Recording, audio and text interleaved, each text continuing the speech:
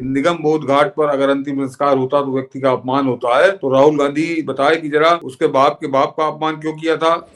कि कांग्रेसी गुंडे जिस समय ढूंढ ढूंढ कर सिखों को कत्ल कर रहे थे, जिंदा जला रहे थे, गले में टायर डाल के जला रहे थे, उस समय तुमको क्यों नहीं याद आई, तुम्हारे बाप को क्यों नहीं याद आई। और उसकी लाश को सोनिया गांधी ने अपनी जिद के चलते दिल्ली से उठाकर इतनी दूर फेंका कि उसका कोई स्मारक न बनने पाए। उसका भी क्योंकि उसी दिल्ली में जब 3000 सिख कत्ल किए जा रहे थे, तभी आदमी गूंगा बहरा अंधा बना रहा। सर नमस्कार। नमस्कार मनीष जी, दर्शकों को भी नमस्कार। सर अब तो अति ही हो रहा है। मनमोहन सिंह पंच तत्व में विलीन हो गए। आज राहुल गांधी ने एक ट्वीट कर दिया कि सिखों का अपमान है, ये भारत के प्रधानमंत्री का अपमान है। उसके बाद मैंने देखा वो थानवी और वो कौन कौन जो खलिहर लतीहर जितने हैं, वो नए नए चिरकुटों की टोली कूद गया मैदान में कि मनमोहन सिंह का अपमान है, मनमोहन सिंह ऐसे थे, मनमोहन सिंह वैसे थे। ये उन्हीं के ट्वीट फिर लात मारे जा रहे हैं कि जब वो प्रधानमंत्री थे तो मनमोहन सिंह को ही डिस्क्रेडिट दिया जाता था कि ये सब घोटाला इसी ने करवाया है, ये सब यही करता है, सोनिया गांधी बदनाम होती है। आज ये जितने खलिहर लतिहर हैं वो जय मनमोहन करने लगे हैं। तो मैंने एक ट्वीट किया था सर कि यदि हम लोग अक्सर कहते हैं ना कि मोदी के नवरत्न, हम यदि निर्मला सीतारमण के बारे में कहते हैं तो हमें यही कहा जाता है कि निर्मला सीतारमण का चयन किसने किया, एक विदेश सेवा के अधिकारी को विदेश मंत्री किसने बना दिया, इस चयन के क्या मायने, उससे कैसे काम कराया जाता है, एक IITN को कैसे देश का रेल मंत्री और सूचना प्रसारण मंत्री बना दिया गया, किससे क्या काम कराना है, ये मोदी जानते हैं। और क्रिकेट में भी हम कहते हैं कि टीम के कप्तान की खासियत होती है कि कप्तान कैसे यदि जीतता है। ये मनमोहन सिंह इतने काबिल थे, दो चीजें, इतने काबिल थे तो बतौर प्रधानमंत्री इनकी काबिलियत कहां चली गई जो वित्त मंत्री के रूप में इनको याद किया जाता है, नंबर 1। और नंबर 2 ये कि राहुल गांधी कह रहे हैं कि सिखों का अपमान है ये, निगम बोध घाट पे अब अंतिम संस्कार हो गया तो सिखों का अपमान कैसे हो गया। राहुल गांधी के बाप का अपमान क्यों किया था कांग्रेस ने, जवाहरलाल नेहरू ने फिरोज गांधी का अपमान क्यों किया था निगम बोध घाट पे उसको जला के, ये बताएंगे। और ये सवाल मेरा बड़ा जायज है मनीष जी, दर्शक इसको समझे, क्योंकि इसी राहुल गांधी के बाप की सरकार ने, दादी की सरकार ने संजय गांधी का जो दाह संस्कार किया था वो बड़ा स्पेशल जगह पे किया था। तो संजय गांधी क्या था, संजय गांधी एक सामान्य सांसद था अमेठी से, तो एक सामान्य सांसद अमेठी का उसके लिए अलग से आपने किया, उसका एक स्मारक भी बनाया दिल्ली के अंदर, उससे कोई आपत्ति नहीं। लेकिन अगर यही पैमाना है कि निगम बोध घाट पर अगर अंतिम संस्कार होता तो व्यक्ति का अपमान होता है, तो राहुल गांधी बताए कि जरा उसके बाप के बाप का अपमान क्यों किया था जवाहरलाल नेहरू ने। यहाँ से शुरू करिए, फिरोज गांधी का निगम बोध घाट के अंदर उनको जलाया गया था, बाद में उनकी अस्थियां पारसी ढंग से ले जाके वहां कब्रिस्तान में गाड़ी गई इलाहाबाद में, वो एक अलग मुद्दा है। लेकिन ये दर्शकों को बता दूं कि फिरोज गांधी वहीं जलाए गए थे निगम बोध घाट पर। तो पहले तो यहाँ से इसके शुरू हुई है। और दूसरा मनीष जी, इन्होंने क्या अपनी बपौती समझ रखा है क्या दिल्ली को, कि जिसको ये चाहेंगे उसका अंतिम संस्कार और जहां चाहेंगे वहां कराएंगे, और जिसको ये चाहेंगे उसको दिल्ली के बाहर उठाकर फेंक देंगे। ये कौन से किस नशे में चूर है ये आज जिस मनमोहन सिंह की बात कर रहे हैं, अरे जिस मनमोहन सिंह को राजनीति के अंदर पैदा किया जिस आदमी ने, उस नरसिंहा राव की जो लाश को तुमने उठाकर हैदराबाद में फेंक दिया था, जबकि उनके परिजनों का बड़ा स्पष्ट मनीष जी आ चुका है मामला, कहना कि वो चाहते थे कि मेरा दिल्ली में ही अंतिम संस्कार हो। उनके परिवार वालों ने जिद की थी तो उनको पहले समझाया गया, जब वो नहीं माने तो उनको डराया धमकाया गया और उसके बाद उनको हैदराबाद पहुंचा दिया गया। क्यों? तो ये इनके दिमाग में जो जमींदारी घुसी हुई है, एक राक्षसी जमींदारी घुसी हुई है कि व्यक्ति को मृत्यु के बाद भी मुक्ति नहीं देते, तब भी उसको अपना गुलाम समझते हैं, अपने आतंक में दबा के रखने देते हैं। तो जब जरा मनमोहन सिंह पर आऊं, उससे पहले राहुल गांधी को दो जवाब देने चाहिए कि एक तो फिरोज गांधी को तुमने निगम बोध घाट पे क्यों दफनाया था, क्योंकि वो संसद के अंदर जवाहरलाल नेहरू के कच्चे चिट्टे खोल देता था, इस वजह से तुमने उसको निगम बोध घाट में, बाद में उसका कबर बनी जाके इलाहाबाद में, जहां वो पारसी कब्रिस्तान के अंदर। तो ये दूसरा। और ये क्या है मनीष जी, ये इसका ट्वीट है जिस पर हम लोग चर्चा कर रहे हैं कि भारत के महान सपूत और सिख समुदाय ये गुंडई बदमाशी देखिए दंगा कराने के लिए सिख समुदाय के पहले प्रधानमंत्री डॉक्टर मनमोहन सिंह का अंतिम संस्कार आज निगम बोध घाट पर करवाकर वर्तमान सरकार द्वारा उसका सरासर अपमान किया गया, जिसपे आप कह रहे हैं 1 दशक तक वो भारत के प्रधानमंत्री रहे। उनके दौर में देश आर्थिक महाशक्ति बना। उनकी नीतियां आज भी देश के गरीब और पिछड़ों वर्गों का सहारा है। मनमोहन सिंह हमारे सर्वोच्च सम्मान और समाधि स्थल के हकदार हैं। सरकार को देश के इस महान पुत्र और गौरवशाली कौम के प्रति आदर दिखाना चाहिए था। ये राहुल गांधी के ट्वीट है। मुझे लगता है कि राहुल ने ट्वीट करके अपने मुंह पर ही जूता मारा है। जिस सिख समाज का इतना गुणगान कर रहा है, जिस सिख समाज के लिए इतना तड़प रहा है, एकदम बिलख रहा है, इसकी छाती फटी जा रही, उस सिख समाज को दुश्मन मानकर क्यों 3-3, 4-4 हजार लोगों को कत्ल कराया था इसके बाप ने? किसी और ने नहीं, इसका बाप था राजीव गांधी। कि वो सिख समाज का कोई और था क्या? और ये मनमोहन सिंह जिसको सिख समाज का ठेकेदार बना के बैठा लिया है, ये उस समय दिल्ली में ही विराजमान था और इसकी आंखों के सामने दिल्ली में कत्ल किए गए और 3000 सिखों को मौत के घाट उतार दिया गया। क्यों? इसके मुंह से एक शब्द नहीं निकला इस मनमोहन सिंह के, जिसको आज ये सरदारों को ठेकेदार बना रहा है कि सिखों का ठेकेदार था मनमोहन सिंह। ये मनीष जी उस समय रिजर्व बैंक का गवर्नर था और ये दिल्ली में ही पोस्टेड था। रिजर्व बैंक का गवर्नर वही ताई होती है।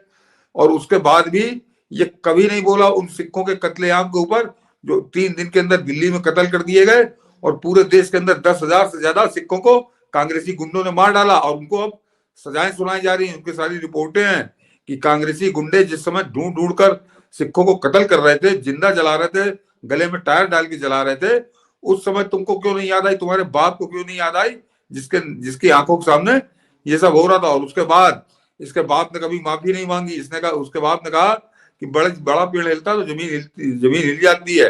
तो वो सिखों को पूरे सिख समाज को ये मनमोहन सिंह सिख समाज का ठेकेदार नहीं है। अभी बताऊंगा इसके कर्म, क्योंकि अब कांग्रेसियों ने मजबूर कर दिया कि लोगों को अपना मुंह खोलना पड़ेगा, अन्यथा एक पापी प्रधानमंत्री इस देश की गद्दी पे बैठा रहा और 10 साल बैठा रहा। जो कहने से हम लोग परहेज कर रहे थे, अब वो खुलकर बोलना पड़ेगा, क्योंकि ये अब उस पापी को देवता बनाकर इस देश की आंखों में धूल झोंक रहे हैं और इस देश के साथ सबसे बड़ा धोखा कर रहे हैं। कि वो 10 वर्षों तक मनमोहन सिंह कभी किसी उस हत्याकांड पर, उस सिखों के सामूहिक नरसंहार पर कभी एक शब्द नहीं बोला। क्यों? तो इसको सिख समाज का ठेकेदार आपने कैसे मान लिया? तो ये इनका ढोंग है। और दूसरा मनीष जी कि मनमोहन सिंह को मैं नरसिंहा राव के पैर की धूल मानता हूं, धूल। अगर आप एक राजनेता की बात करिए तो जितनी मनमोहन सिंह की उम्र थी उतना लंबा राजनीतिक जीवन था नरसिंहा राव का। और नरसिंहा राव के पास ऐसा कौन सा पद था जो नरसिंहा राव ने जिसपे बैठे ना, वो आंध्र प्रदेश के मुख्यमंत्री सन 70-72 में हो गए थे। वो देश के विदेश मंत्री रहे, देश के रक्षा मंत्री रहे, देश के गृह मंत्री रहे, उसके बाद जाकर वो देश के प्रधानमंत्री बने थे। उसके अलावा वो दुनिया भर के पद है उनके। और सन 47 की लड़ाई में वो सशस्त्र युद्ध कर रहे थे अंग्रेजों से, वो एक अलग कहानी है। तो उस व्यक्ति को जो 77 से 72 में मुख्यमंत्री था आंध्र प्रदेश का, और उसके बाद मैंने बताया किन किन पदों था, और उसकी लाश को सोनिया गांधी ने अपनी जिद के चलते दिल्ली से उठाकर इतनी दूर फेंका कि उसका कोई स्मारक न बनने पाए। और 10 साल तक नरसिंहा राव को कोई एक इंच जमीन इस कांग्रेसी सरकार ने अलाट नहीं की। और जरा और इनका पाप बताता हूं मनीष जी। अभी मनमोहन सिंह के कर्म पे तो हम लोग आते हैं कि नरसिंहा राव का 2004 में निधन हुआ, दिसंबर 2004 में। और उसके बाद उनके घर वालों को बताया मैंने कि घर वाले उनके कहते रहे कि उनकी भी इच्छा थी, लेकिन पता चला कि सोनिया गांधी की जिद पड़ी है कि इस आदमी की शकल, इसके कोई निशान दिल्ली में नहीं दिखना चाहिए। तो उसको उठाकर फेंक दिया हैदराबाद में। वहां उनका अंतिम संस्कार हुआ। और आपको ताजुब होगा कि वहां पर 10 साल 2004 से 2014 तक वहां पर भी कांग्रेस की ही सरकार थी और वहां पर भी नरसिंहा राव का कोई स्मारक नहीं बनाया गया। कि हैदराबाद में ही बनवा देते। और ये जो ये बता रहे हो ना कि देश को बड़ा उद्धार कर दिया, इस पर भी आऊंगा। ये जबरदस्ती किसी दूसरे के मड़ी हुई अपने गले में टांग के बजा रहा था। तो नरसिंह राव वो व्यक्ति थे जो हमेशा अमर रहेंगे। और इसीलिए, और तुमने नहीं किया सम्मान, लेकिन जब नरेंद्र मोदी आए तो उन्होंने 2014 में आने के बाद 2015 में दिल्ली के अंदर नरसिंहा राव का स्मारक भी बनवाया। और वो दिल्ली के अंदर आज वो स्मारक बहुत जीवंत तरीके से है। ये देखिए लिखा हुआ कि हरभवन थापर, मनीष सतीश जी, हाँ बिल्कुल सही, आप दिल्ली देते होंगे आपने। ये कोई मैं 100-200 साल पुरानी बात थोड़ी कर रहा हूँ, मुझे खुद अच्छे से याद है। मैं उसमें मेरी उम्र ठीक ठाक थी, तो मुझको याद है वो सिख विरोधी दंगे।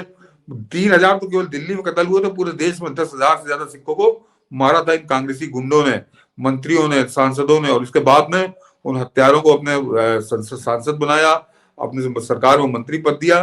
तो इतने पाप करने वाला व्यक्ति आज ये ढोंग लेके चला है कि सिखों का सहानुभूति लूटने चला है।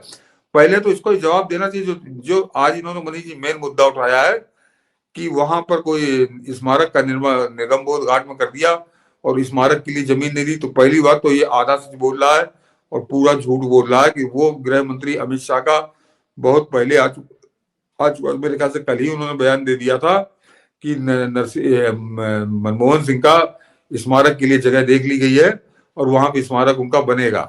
तो ये कोई मुद्दा ही नहीं रह गया कि ये कोई बात नहीं हुई कि वहां पर क्यों नहीं। तो ये लगातार झूठ बोल रहा है।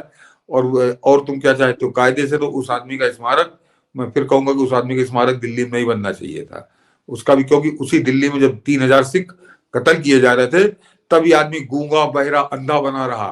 तो ये सिख समाज का ठेकेदार है ये क्योंकि 92 साल की बड़ी उम्र में मर गया था, इसलिए लोगों ने बड़ी सदा सहता बरती कि इसके खिलाफ कुछ ना बोला जाए। देश की सरकार ने, देश के प्रधानमंत्री ने, गृह मंत्री ने मुंह नहीं खोला, अच्छा बोलकर विदा करने की कोशिश की। लेकिन ये कांग्रेसी अब ये मजबूर कर रहे हैं देश को कि जरा मनमोहन सिंह के कुकर्म गिनाए जाएं, मनमोहन सिंह की करतूतें गिनाई जाएं इस देश को कि किस तरह से उसने इस देश को चूना लगाया। और सिख समाज की बात है तो सिख समाज की तो पीठ में छुरा मारा इस आदमी ने।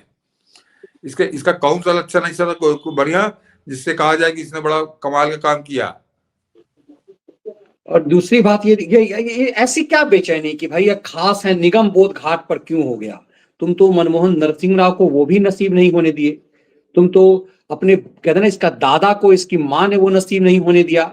जो सांसद यदि था संजय गांधी का हो सकता है, इसके बाप का संजय गांधी, राहुल गांधी के दादा का क्यों नहीं हो सकता है?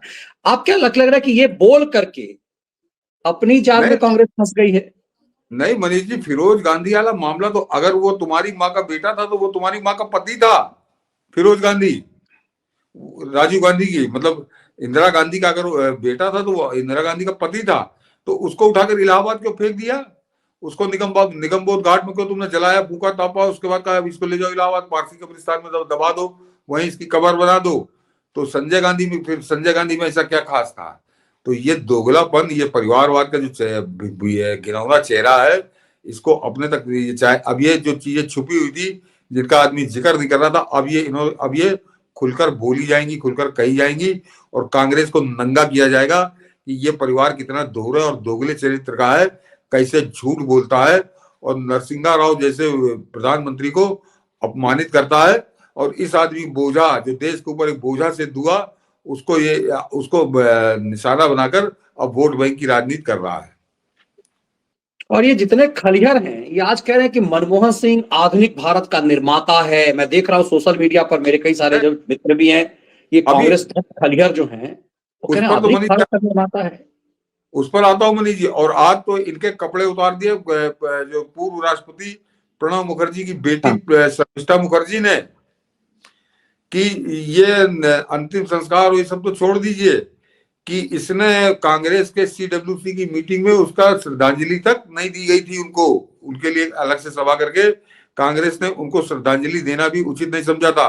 और ये बात तो मनमोहन सिंह खुद अपने मुंह से बकर चुका था प्रणब मुखर्जी के कार्यक्रम में कि प्रणब दा मुझसे ज्यादा काबिल थे और प्रधानमंत्री बनने योग्य वही थे। मैं क्योंकि सोनिया गांधी की पसंद था इसलिए मुझे प्रधानमंत्री बना दिया। इसके लिए कोई गवाही साकी की जरूरत नहीं। राहुल गांधी अंधा बहरा बनाओ, गूंगा बनाओ, इसकी ना समझ में आया हो, पूरे देश ने मनमोहन सिंह को कहते बोलते देखा है। और प्रणब दा तब जीवित थे, उनके मंच पर कहा है। तो वो प्रणब मुखर्जी से तो मनमोहन सिंह की कोई तुलना ही नहीं हो सकती, ये है असलियत। लेकिन उनकी बेटी ने आज ट्वीट करके पूछा है कि तुमने CWC की मीटिंग बुलाकर श्रद्धांजलि के 2 शब्द तक बोलने की जरूरत नहीं समझी। तो उसका भी कारण दर्शक समझ लें, क्योंकि प्रणब मुखर्जी न तो कभी इसके बाप से दबे और न कभी इसकी अम्मा से दबे। इस अधेड़ की याद करिए कि जिस समय राजीव गांधी प्रधानमंत्री बने थे तब भी आया था प्रणब मुखर्जी ने तब भी दावा ठोक दिया था प्रधानमंत्री का, तो उनको साइडलाइन किया गया। किस तरह से वो लंबी कहानी हम लोग अलग चले जाएंगे। तो वो 1984 में भी दमदार थे और 2004 में भी प्रबल दावेदार थे। तो वो इनको केवल गुलाम आदमी पसंद है जो इनकी कठपुतली बनकर नाचे, इनके इशारों पर नाचे, उस आदमी को ये पसंद करते हैं। और जो मनीष जी निगम बोध घाट और फलाना ढिमाका, मैं प्रधानमंत्री मोदी का मैं बड़ा क्या कहूं कि फिलहाल कुछ जरूरत से ज्यादा उन्होंने दरिया दिली दिखा रहे हैं कि वहां पर एक स्मारक इस आदमी का बनवा रहे हैं। और बताता हूँ कि ये पापी आदमी क्यों वहां पर स्मारक बनवाने लायक ये नहीं था। ये मुंह मैं दो तीन दिन से मैं टाल रहा था कि न बोला जाए, लेकिन आज जब ये इतना खतरनाक तरीके से राक्षसों की तरह इसने हमले शुरू किए हैं, तो अब जरा सुन ले ये भी कान खोलकर कि मनीष जी, हमारी वायुसेना के 2 स्क्वाड्रन लीडर और उनके साथ 2 जूनियर जेसीओ, उन 4 आदमियों की दिन दहाड़े हत्या करने वाला यासीन मलिक, गिरजा टिक्कू को, जिन्होंने कश्मीर फाइल देखी, गिरजा टिक्कू के साथ बलात्कार करके उनको आराम मशीन में काट के 2 टुकड़े कर देने वाला यासीन मलिक, उस यासीन मलिक को पीएमओ में बुलाकर दामाद की तरह उसकी खातिरदारी करने वाला प्रधानमंत्री, उसका स्मारक दिल्ली में बनेगा। इस देश को खड़े हो जाना चाहिए इस फैसले के खिलाफ कि इतना पापी आदमी जो हमारी सेना के स्क्वाड्रन लीडर जिनकी हत्या करने का बिल्कुल पौधा है, और उसके एक नहीं 1000 प्रूफ है। गिरजा टिक्कू को किस तरह से उसने मौत के घाट उतारा ये दुनिया जानती है। और इस पापी को बुलाकर ये अपने दामाद की तरह पीएमओ बुला रहा था। पीएमओ का इसके बाप का था। तो ये पीएमओ को क्या अपने बाप की समझता था मनमोहन सिंह कि सेना के स्क्वाड्रन लीडर समझे बड़ा अधिकारी होता है कि 2 स्क्वाड्रन लीडर की हत्या करने वाले हत्यारे को ये बुलाकर सम्मानित कर रहा था, उसको बुलाकर पुरस्कार दे रहा था। और इस आदमी का दिल्ली में बनना चाहिए, इसका देश के अंदर कहीं नहीं बनना चाहिए। ये देश के अंदर इसका कहीं स्मारक नहीं बनना चाहिए। मर गया, इसको निगम बोध घाट पे फूको तापो और बहाओ इसकी राख यमुना में। ये आदमी इस लायक नहीं था। वो ये सब तो मनीष जी छोटे हैं, जो ऊपर वो है ये सबसे महत्वपूर्ण है। और ये केवल एक उदाहरण है मनीष जी। ये इसका आतंकवादियों से प्यार समझिए कि इसने ये तो आज ये आदमी तिहाड़ जेल में सड़ रहा है और वही तिहाड़ जेल में मरेगा। फांसी किसकी मांग हो रही है और ये छुट्टा घूम रहा था। मतलब देश को जानना चाहिए कि यह खूंखार आतंकवादी आज तिहाड़ जेल में तड़प रहा है, जिंदगी की भीख मांग रहा है, और ये भारत सरकार का दामाद बना हुआ था। यहाँ ये दर्शक समझ लेंगे, ये इसका जलवा ये था इस मनमोहन सिंह के शासन में कि ये पीएमओ के अंदर मेहमान बन के जाता था, पुरस्कार लेके आता था, गिफ्ट लेकर आता था। और आज ये तिहाड़ में अपनी आखिरी दिन गिन रहा है कि उम्र कैद होगी। उम्र कैद एक में तो हो चुकी कि फांसी होगी इसको। तो ये अंतर है प्रधानमंत्री मोदी और प्रधानमंत्री मनमोहन सिंह में। और ये अकेला नहीं है, मैंने कहा इससे ज्यादा शर्मनाक एक और किस्सा है मनीष जी कि गुलाम मीर मोमा काना, दर्शक जरा नाम याद कर लें, गुलाम मीर मोमा काना, इसको बुलाकर पीएमओ में उसने बड़ा सम्मानित किया। और गुलाम मीर मोमा काना को राष्ट्रपति भवन में बुलाकर पद्मश्री दिया। और वो आतंकवादी था, उसके बाद दर्जनों हत्याओं का केस है, दर्जनों हत्याओं का, दर्जनों डकैतियों का, दर्जनों अपहरणों का वो जिम्मेदार आतंकवादी। और उसको बुलाकर 2010 में पद्म भूषण दे रहा था ये व्यक्ति, पद्मश्री। तो इतना बेशर्म और इतना देशघाती व्यक्ति, और ये 10 साल तक देश के प्रधानमंत्री पद की कुर्सी बैठा रहा, देश को कलंकित करता रहा ये आदमी। मतलब स्क्वाड्रन लीडर की हत्या, मनीष जी आप समझ रहे हो कितना बड़ा अपराध है। एक हत्या होना और एक स्क्वाड्रन लीडर, और एक नहीं 2 स्क्वाड्रन लीडर की, और साथ में उनके 2 जूनियर कमीशन अफसर, और उनको इसने सड़क के ऊपर मौत के घाट उतार दिया। और वो देश का प्रधानमंत्री उसके अवगत कर रहा है अपने प्रधानमंत्री कार्यालय में। जरा सोचिए कि देश की वायुसेना का मनोबल इसने ध्वस्त कर दिया। देश की वायुसेना के मनोबल पे इसने रोड रोलर चला दिया, अपनी राजनीति का घिनौना रोड रोलर। और वो अधेड़ भी उस समय संसद में बैठता था। जब इसको बुलाया गया तो अधेड़ जो था वो संसद के अंदर था। कोई ऐसा नहीं कि वो बोतल से निप्पल से दूध पीता था। और 2010 में दोबारा वो सांसद बन के तब बैठा था जो मोमा काना की गुलाम मीर, उसको बुलाकर पद्मश्री दिया था उस आतंकवादी को। तो इनके पाप, और आज ये नौटंकी कर रहे हैं, इस तरह की बातें कर रहे हैं कि मोदी सरकार को गालियां बक रहे हैं। और एक और बता दूं, इनका जरा इनके कर्म खोल दूं कि वो एक और मैं चटवाल, मेरे चटवाल पूरा नाम मैं भूल रहा हूँ। देखिए इस समय कोई मेरे ख्याल बड़ा मशहूर नाम है, दर्शक लिख देंगे कि वो आदमी अमेरिका में उसको 5 साल की सजा हुई है 2 मामलों में। और यहाँ पे पद्म भूषण ले जाने के बाद हुई है उसको संत सिंह चटवाल। और उसको यहाँ पर, और वो यहाँ से स्टेट बैंक के 90 करोड़ डॉलर लेके भागा था, फरार हुआ था। यहाँ पे उसके खिलाफ वारंट था, उसका वारंट खत्म कराया, उसका केस खत्म कराया, उसने एको पैसा नहीं दिया और उसको बुलाकर राष्ट्रपति भवन में पद्म भूषण दिया सरदार ने। और उसके बाद वो जब वो अमेरिका गया तो वहां भी उसके ऊपर दर्जनों मुकदमे चल रहे थे, तीन या 2 मुकदमों में उसको 5-5 साल की सजा हुई। तो सजा याफ्ता को पद्म भूषण, आतंकवादी को पद्म श्री, और एक आतंकवादी हत्यारे को बुलाकर, हमारे वायुसेना के अफसरों के हत्या करने वाले हत्यारे को बुलाकर प्रधानमंत्री आवास में उसकी आवभगत। हाँ, देखिए संत सिंह चटवाल में बता चुका। तो और ये इस तरह के पापी को उसके दिल्ली में इसका स्मारक बनेगा। कुछ ज्यादा दरिया दिल्ली दिखा दी प्रधानमंत्री मोदी ने। जरा गृह मंत्री और मोदी को जरा कड़वा आईना इनको दिखाना चाहिए, कड़वा सच इनको बताना चाहिए कि तुम्हारे समय में इतना पापी व्यक्ति प्रधानमंत्री था। अभी इसके अर्थशास्त्र में तो अभी आता हूँ नहीं जी, उससे पहले जरा इसका पाप समझे लोग, जो बहुत मोटा मोटा मैं बता रहा हूँ। बिल्कुल, इसीलिए हम लोग कह रहे हैं कि भावनाएं पहुंचनी चाहिए, और कि हम लोग क्यों कहें कि देश को इसका विरोध करना चाहिए कि ऐसे आदमी का कम से कम नेशनल कैपिटल में तो नहीं बनना चाहिए स्मारक। इसका विरोध इसका देश में कहीं नहीं बनना चाहिए। पंजाब में तो बिल्कुल नहीं बनना चाहिए, क्योंकि पंजाब में तो 10,000 सिखों का कत्ल होता रहा और ये गूंगा बहरा अंधा बना रहा।